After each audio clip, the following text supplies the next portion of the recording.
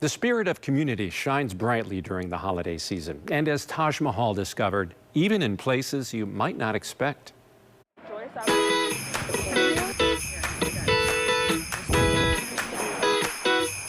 A cemetery, an unlikely place to see garland, Santa, or holiday decor. But at Honey Creek Cemetery in West Allis, it's a different story. One day I just had this idea, wouldn't it be nice if everyone brought one sprig to put by a marker and see what we could do? And I didn't know if they would go along with this. Lois Pocian lives nearby. She's the kind of person who likes to take care of her surroundings. So even though no one asked her to do it, she took it upon herself to spend time tidying up the old headstones. This cemetery was established in 1849, and people were being buried here before then even, before it was actually established. So some of these markers probably haven't seen decorations in over 100 years. Honey Creek Cemetery is more than 107 years old.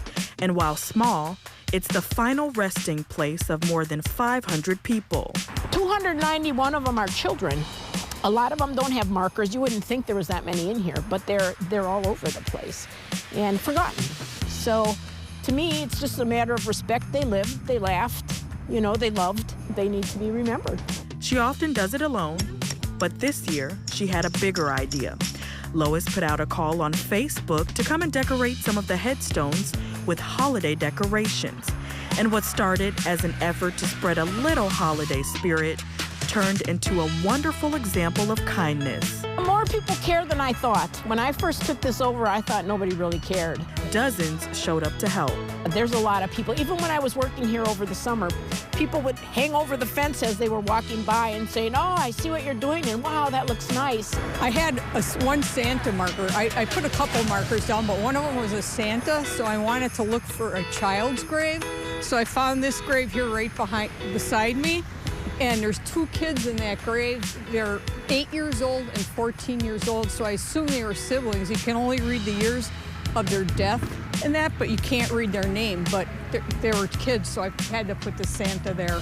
Rose Hurst lives in West Allis and came to decorate when she learned about the idea. I thought it was a really nice thing because a lot of these graves are from the 1800s, maybe even earlier, so they've been forgotten, some were buried, and she had them raised, and it just seemed like it was a nice thing to come and remember these people who have maybe been forgotten for a long time. Rose says Honey Creek is an important part of the community, but many may not even know it's here. Because it's so small, but I think the people who do know it's here cherish it, you know, for its history.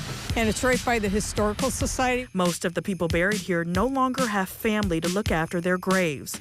Joyce Doucette says that's why the community must continue to honor them. This is a very busy street, and people are whizzing by on their cars. They pay no attention to this, but they should stop and think about it. Danielle Casau doesn't live in West Allis, but she came out to help after reading that volunteers were needed. I actually was surprised. I passed by, but never really thought anything of it. Didn't even realize how old it was. I really enjoy doing this. Like I said, I love the history of it, seeing history.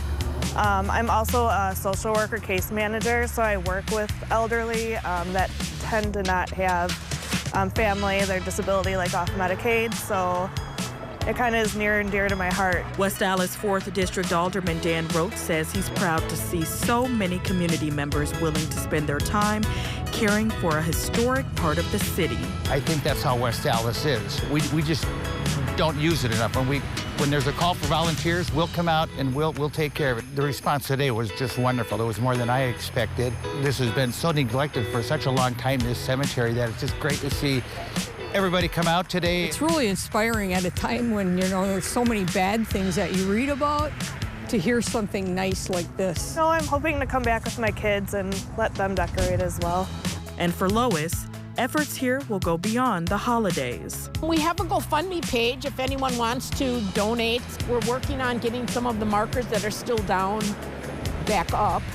And I have plans for next summer already. And now she knows neighbors will pitch in to make sure that those who called West Allis home will continue to have a community that remembers them. This is very rewarding. Everything I've done here is very rewarding. It's a nice, warm feeling. I'm glad I can bring everything to the front and have everyone remembered.